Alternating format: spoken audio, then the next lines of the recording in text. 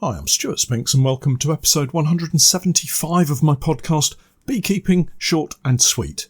In this week's podcast, the return from the borage continues, and I'm confronted with bees that really don't want to stay in their new homes.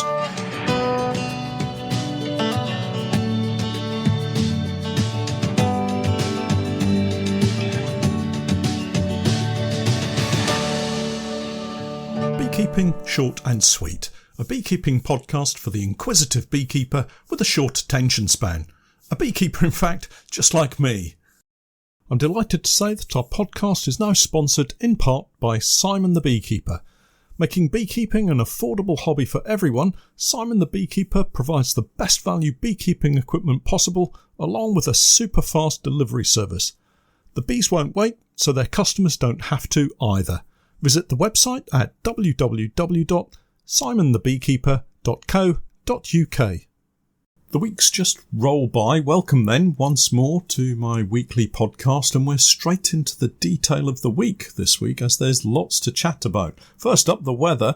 I was discussing with Steph the incredible good fortune we've had this summer with the timing of our inspections and the lack of any bad weather while we carried out our inspections. In fact, the only rain we've really seen was the very first time we were dropping off colonies, and a little light rain when we were taking off some supers at the pumpkin patch. Other than that, we've enjoyed some excellent, warm, sunny days, not too hot for the most part, and pretty much ideal inspecting conditions. As things stand, we're looking at more calm weather for the next week or two, and that will mean we're bringing the final batch of hives back home with more dry conditions. I couldn't have planned it any better, really. The truck and trailer combo has worked really well this year. The last move had a total of around 40 colonies stacked up, and now we're coming to the end of our migratory beekeeping journey for this year. I'm finally getting more comfortable with towing our hives around. For me, it's a nerve-wracking experience for the most part. I still can't get totally comfortable and relaxed with so many hives stacked up, and with the trailer attached, it all feels just a little weird to drive, to be honest. With just one more move to make after this weekend, we'll be away from the borage for the final time and back in our home apiaries. The loading and unloading process has been refined several times, and I can say with some certainty that using 2 straps for each hive saves a world of pain and stress. 2 straps simply holds the hive more securely than 1 strap, and any shifting around in the back of the truck or the trailer means the entire hive moves and not just the brood box away from the floor. There's nothing much worse than getting to an apiary after dark and after a long drive, only to find that a hive full of bees has shifted and opened up a gap between the brood box and the floor, allowing the bees to flood out as soon as you stop. It just makes for an uncomfortable job unloading them all. This last time of moving the bees, we actually used a cargo net draped across the entire load on the trailer and then strapped them down. The purpose of this being to prevent anything from shifting so much that it loosened the load to the point of hives being able to physically shift around. It felt a little bit like we were using a belt on top of the previous belt and braces approach, and may well have been a little bit too much, but it all worked out safely in the end. I still prefer using strips of foam to block the entrances. We now have a range of different widths to suit the wide range of entrance blocks that we've accumulated over the years, and it's a simple job of pushing the foam in place using the flat blade of the hive tool. I finally managed to find time to buy some clip-top plastic storage boxes too, simply to sort the various straps into. It's the simple things in life that often give the greatest pleasure, like new socks worn for the first time perhaps. I digress again, but having all the travelling straps in one box and all the hive straps in another box, neatly wound, stored for easy access for the next time, makes life just that little less stressy when it comes to a late night and you're keen to get the last few hives strapped up over to the truck and away. Here in the UK, they're called really useful boxes and come in a range of sizes and are really useful. It does look like I need about 20 or 30 of these boxes for all the various bits and pieces: straps, foam, queen rearing kit, spare inspection bits, beeswax, wraps, materials. The list is endless. Anyway, back to the moving of bees. We had a mix of nukes and full-size hives, all heading to the fishing lakes. The plan to settle them in here and then finish off treating and feeding for the winter. I had previously been over and set out all the stands and pallets for everything, so on arrival, late at night, everything went like clockwork. It helps if everybody knows their jobs and what the plan is, because late at night, most of us really just want to get the job done and find our beds. All the bees were sorted, and at this point I had 68 boxes of bees in one large apiary, but things were going to get a little complicated fairly quickly. Hold that thought and we'll come back to that in a moment.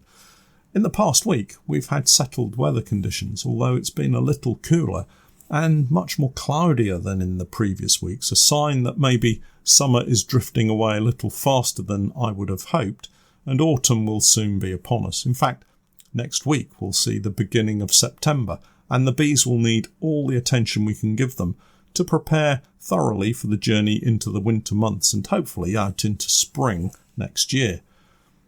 It's been the last session of splitting colonies into nukes to overwinter, and one of the main colonies to be split was one of the double brood colonies at the borage field. We were able to split them into a total of 10 nukes, a frame of brood and a frame of food for the most part.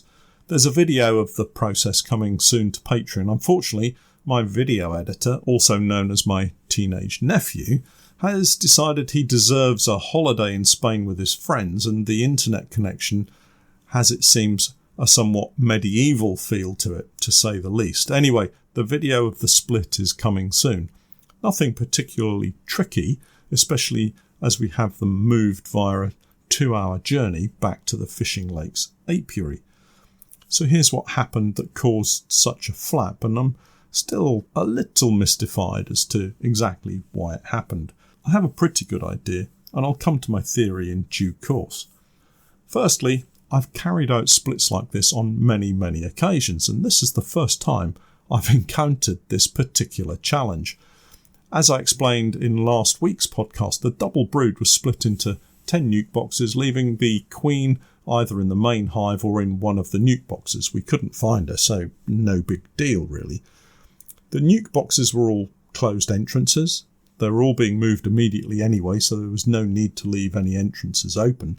And the bees on the frames were enough to cover the brood and have plenty to spare, so each one would be queenless, except the one box that we had the queen in, and I had a box of queens being ready to install after a few days of them being queenless. We actually did this on Wednesday of this week. I also took the opportunity to split a couple of fairly strong single brood colonies into 5 nukes, so we had a total of 20 nukes newly created and ready to have new queens introduced. The whole process was performed on Friday of last week, and I returned to the apiary on Saturday to make sure all of the bees were settling in, and I hadn't inadvertently forgotten to remove any entrance foam or allow a swivel disc entrance to pivot back and close off any of the nukes. To my astonishment, when I arrived and kitted up in my bee suit and got the smoker lit, I spotted a single nuke box with what I can only describe as a massive swarm clinging to the front and the base of it. It was really quite perplexing. The nuke box contained a laying queen, but there was no way that that box had that many bees inside to warrant a swarm of these proportions. In fact, I had inspected this nuke during the week previously and found them to be in pretty good shape to go through the remainder of the year, and there certainly weren't any signs of swarming intentions.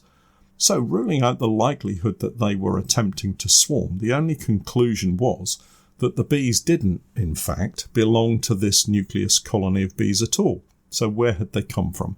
Well, it didn't take long for the penny to drop, and I'm sure, given the previous content of this podcast, you've already guessed. with a sinking feeling, and I'm sure you know the one I mean, often felt when your star-performing colony is being inspected and you get the feeling that there are not so many bees in it, you've not seen any eggs, and finally, oh no, sealed queen cells. That kind of feeling is what I was experiencing.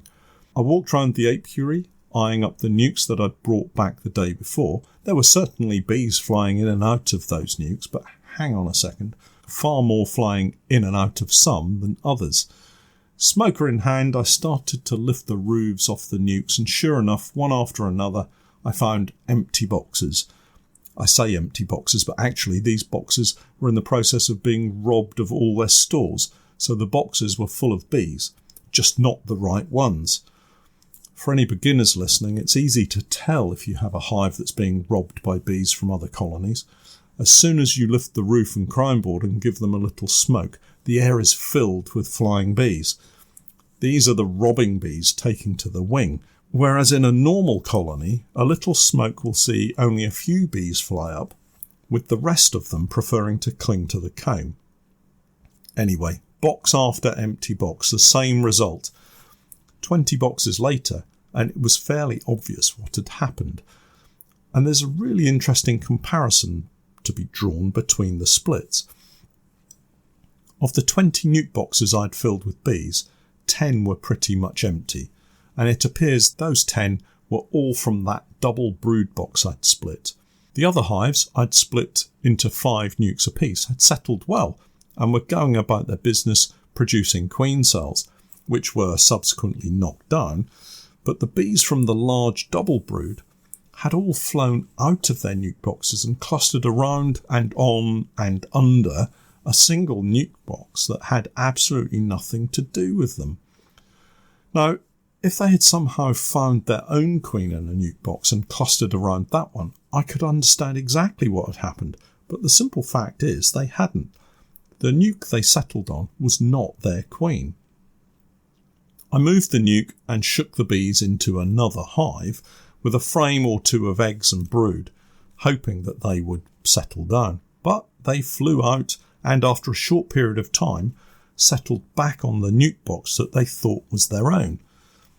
I moved it again, this time about 10 metres away, and later in the afternoon I went back to find that yes, they had discovered the nuke again and had all settled back on it, and they were completely covering it. They just won't all fit inside.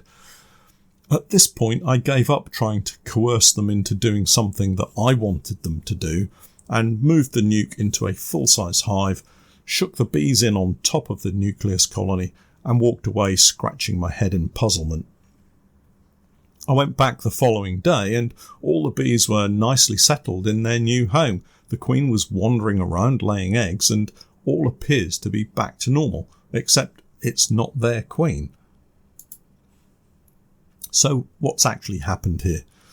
I've obviously cocked it up somewhere, and what I've done, and after a few hours of sitting with a coffee and a large slice of cake, I think, is I've settled on the following timeline of events. We split the bees on the Friday afternoon and moved them back to the fishing lakes apiary about 5 hours after the split. It was evening, but still light. I opened the entrances to the nukes that evening and allowed the bees to fly out to orientate to their new location. What I think has happened is the bees have indeed flown out to orientate, but the large double brood split has become confused by the large amount of colony pheromone that they've detected in the air, and some have obviously clustered together rather than return to their new nucleus home. This has just increased the attraction of that cluster for the other bees, and more bees from that double brood hive have joined in the cluster until eventually pretty much all of the bees have settled together on this new nucleus colony. Basically, I think I opened the nukes too soon. I should have probably given them an overnight period, shut in the nukes before opening them up the following morning. That may have prevented the situation ever arising. The single brood colonies I split all worked out fine. They'd settled into their new nuke boxes without any trouble at all. So after all of the hard work of getting the double brood colony to build up lots of frames of brood and food, it's all pretty much been destroyed. The brood has died because it has no bees to look after it, and the frames of food have been quickly robbed out. The plan then is to amalgamate all of the drawn comb into brood boxes once more and add this to the strongest national colonies so they can overwinter on double brood, so it won't go to waste. The nuke that has inherited the bees from the original colony is now so much stronger that they will overwinter on a double brood and we'll split them in the spring, so all's not lost. You live and learn, as they say. I've not had this happen to me before, so we'll store that experience in the memory banks, remember it for next time, and just move on. Isn't beekeeping just great? I like to think that my podcast is just great too, so why not subscribe? A podcast subscription will get you the very latest tips and techniques from me each week as they're released. Head over to my Patreon page and sign up to my Podcast Plus tier for the very latest beekeeping chat. Well, that's it for this week. I'll catch up with you all again next week, but for now, I'm Stewart Spinks, and that was Beekeeping Short and Sweet.